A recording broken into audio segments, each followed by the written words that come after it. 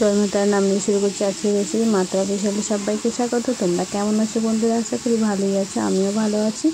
তো আজকে বানাবো ওলের একটা রেসিপি। তো সঙ্গে থাকো আর ভিডিওটি প্রথম থেকে শেষ পর্যন্ত দেখতে থাকো, আশা করি তোমাদেরও ভালো লাগবে। তো এখানে আমি ওল নিয়ে নিয়েছি।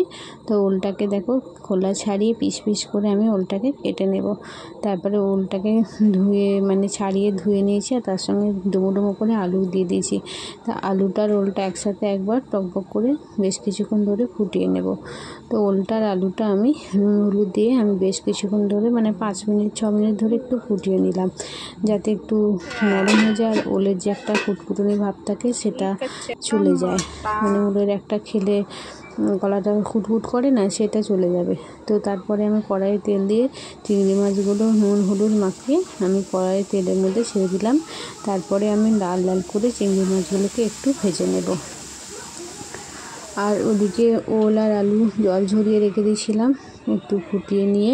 তো তারপরে আমি ওল আর আলু ভালো করে তেলে হলুদ দিয়ে, কড়াইয়ে তেল দিয়ে হলুদ দিয়ে একটু লাল লাল করে ওল আর আলু লাল লাল করে নাড়াচাড়া করে 5-6 মিনিট ধরে ভালো করে ভেজে নেব।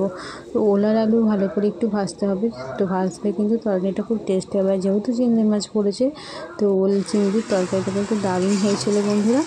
তো ভালো করে দেখো লাল লাল করে ভেজে তুলে নিয়েছি। তারপরে ওই কড়াই আবার তেল দিয়ে তাতে দিয়ে দিলাম 5 ফোড়ন, তেজপাতা আর শুকনো লঙ্কা ফোড়ন, আর একটু চিনি দিয়ে দিলাম টমেটো কুচি 2টো মিডিয়াম সাইজের। তো ভালো করে নাড়াচাড়া করে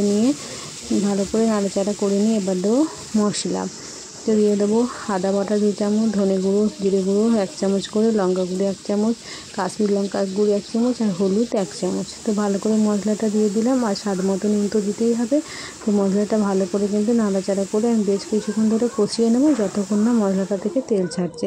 তো দেখো মশলা কষানো হয়ে গেছে, তারপর ভেজে রাখা আলু আর ওল আমি দিয়ে দিলাম। তো ভালো করে নাড়াচাড়া করে মশলাটা ওল আর আলুর মধ্যে ভালো করে যাতে ঢুকে যায়, তার জন্য একটু নাড়াচাড়া করে নিলাম। তারপরে আমি একটু এতে জল দিয়ে দিলাম, আর একটু আমি নুন স্বাদ মতো দেখো নুন দিয়ে দিলাম।